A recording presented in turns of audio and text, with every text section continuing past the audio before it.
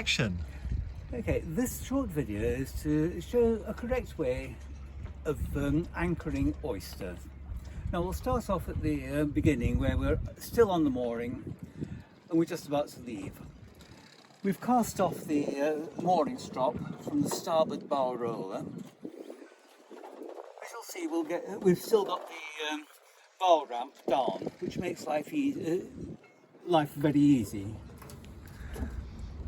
Take the anchor. Do not have going over the starboard roller, the side roller here, because it puts unfair strain on the windlass and actually can cause quite considerable damage. Carry us out. And just put the anchor over the bow ramp.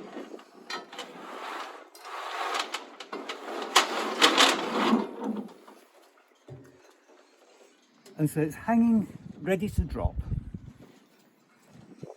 Something you'll notice possibly is the fact that 1 metre from the anchor itself we have 3 blue markers on the chain. Unfortunately they're starting to wear, so we're going to have to repaint them whenever we can. We'll be going out to the prospective anchorage now. So if you can just imagine that we're heading out into the roads and the coxswain will decide where he's wanted to anchor. When we get to the anchoring point, if the bow ramp isn't already down, lower it again, because it's quite useful to be able to get out to the roller if necessary. The coxswain will stop the boat and will allow her to gather a bit of sternway. And at that point, he'll tell us we can let go the anchor. Now, if you like to look at the controller here, you'll find that there's a little yellow lever there. That's the on-off switch for the part of the windlass. We make sure that it's in the up position like that. To release it again, turn the power off, press the little red button alongside it, like that. So we have the power on. That's from a self-contained battery which is stored within the chain locker. Make sure that the chain is already free to run in the chain lock. You can see that it's piled up. As long as it's not making any great big knots or kinks, then we can lower it from there. Originally the anchor windlass had a free fall facility, which meant that we could just drop the anchor under its own weight. The unfortunate thing about that, of course, is that it does tend to then pile up on the seabed on top of the anchor, which folds the anchor and is just going to drag. So the anchor's now started to, we've got to the position where we want to anchor, let's say, and so we're going to lower away on the anchor by pressing either the down switch on that rocker switch, or on the outside there are also 2 others, up and down. So we want to lower it down to the water now.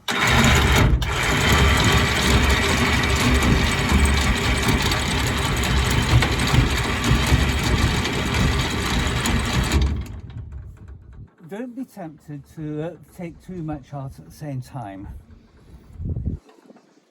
When the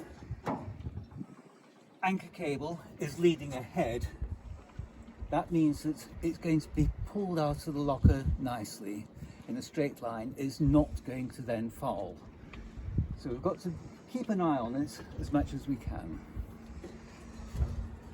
The height of the bow roller above the seabed is a very critical thing, because what we're wanting to do is to let out approximately 4 times as much chain as we have depth of water plus height of the bow roller. So for example, supposing we had 3 metres of water underneath us on the echo sounder, the height of the bow roller is about 1.5 metres above the sea level, so that's about 4.5 metres above the seabed.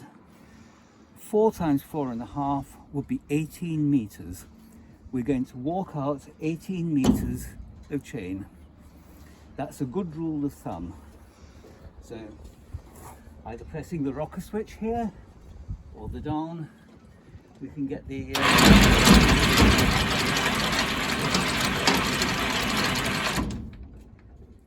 as it goes, you will find that there are other markings on the chain. Every 5 meters has got a single white link marked on the chain. And at 10, 20, 30, 40 meters, you'll find that either side of the white link, there are red links. There's one red link either side of the white link. Unfortunately, again, the paint is wearing off, so it needs to be repainted very shortly. That indicates that it's 10 meters of chain out. So we're wanting to get out about 18 meters. Well, we can run it out to 20 meters. It doesn't make any difference. The more chain, the better in many ways.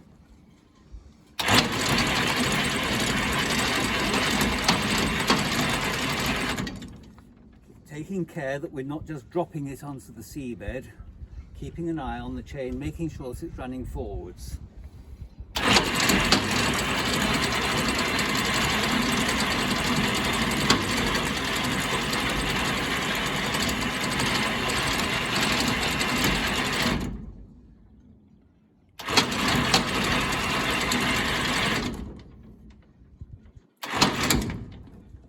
You'll see here our white link with 2 red links either side of it.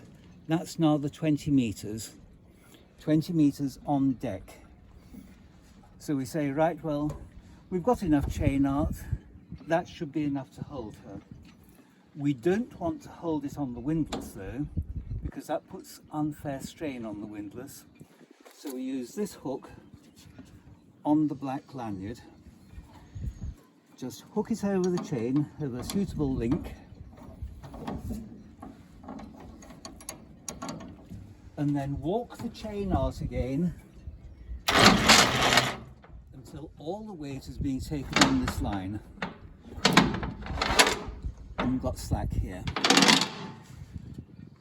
Sometimes you'll find that the vessel isn't lying head to wind, and of course that's not so good when you're trying to set up a course, a start line which is going off to port here. And so we do have another line here on this side, again with a hook on it. Now we'll take this over the bow on the port side. As you can see, we're still actually on the mooring here, but never mind, pretend we're not. Over the bow roller and hook it onto the chain on the starboard side like that. Heave away on the chain a little bit more until the weight is taken off the hook, and then lower it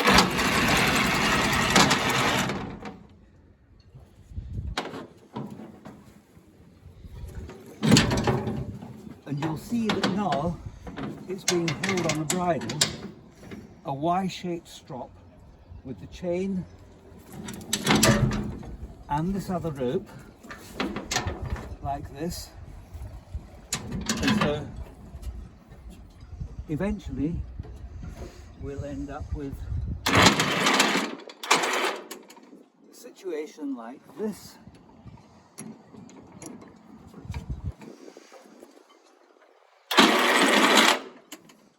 Where the weight is actually taken on the 2 strops, the black strop on the starboard side, the white strop on the port side, and the chain forms a Y heading up to the anchor. And she should, I say that guardedly, she should lie steadily then, head to sea. You might have to adjust that somewhat sometimes with the wind across the tide by putting out the stern anchor That's a different thing as well, but it's best left up to the rib to run it out for you. And so the vessel would then be lying on the anchors forward and the stern anchor aft, and she should then lie in the position you want it to do. Recovery is going to be exactly the same. Similar kind of thing to when we started off. We're going to make sure that the power is switched on. So remember, the yellow tag, lift up like that. That means power's on. Raise the anchor just a little, take the weight off the strop. Carry on. And you'll see that the port side strop is now loose as well.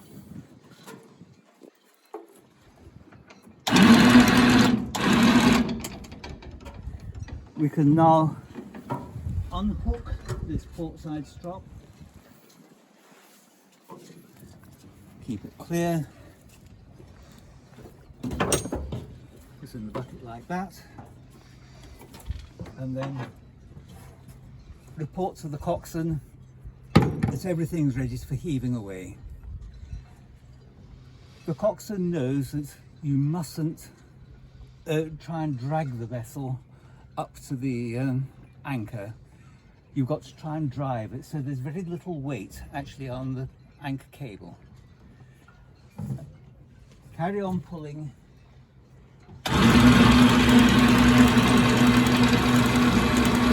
But if there's too much weight coming on the anchor, then wait till the boat is driven up a little bit further. Then carry on.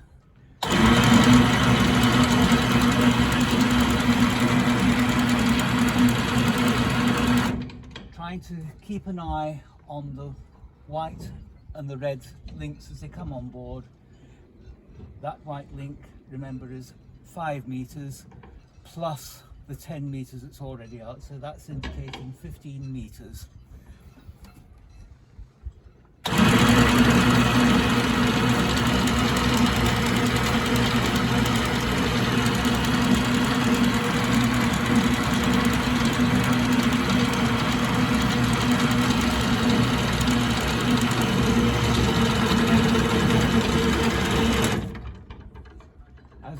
As the anchor cable comes on board, just keep checking on it, making sure that it's going up and down.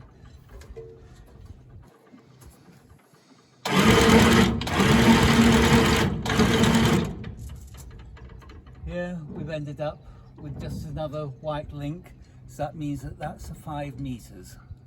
So the anchor is just about off the ground now.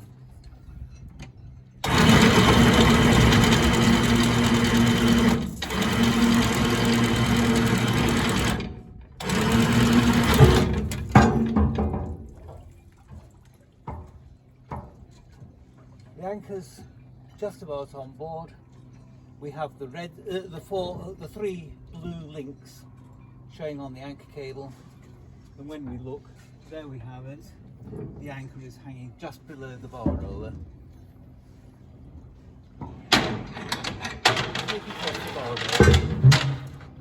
roller, and then carry it around.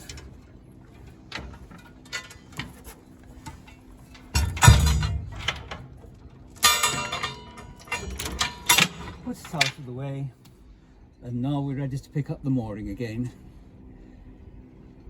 A word of warning, try and keep the anchor over the bow roller until you're very close to the mooring, just in case the engines break down and we need to deploy the anchor again. At the end of it,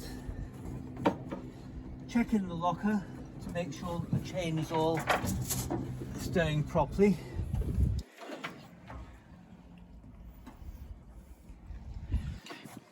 And then switch off the power, press the little red button, and the yellow button drops away, and that's it.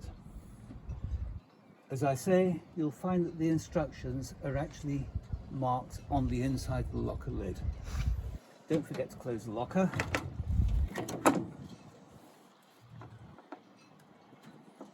And make the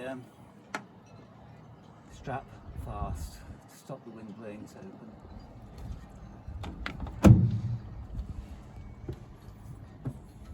And that's it. Happy anchoring.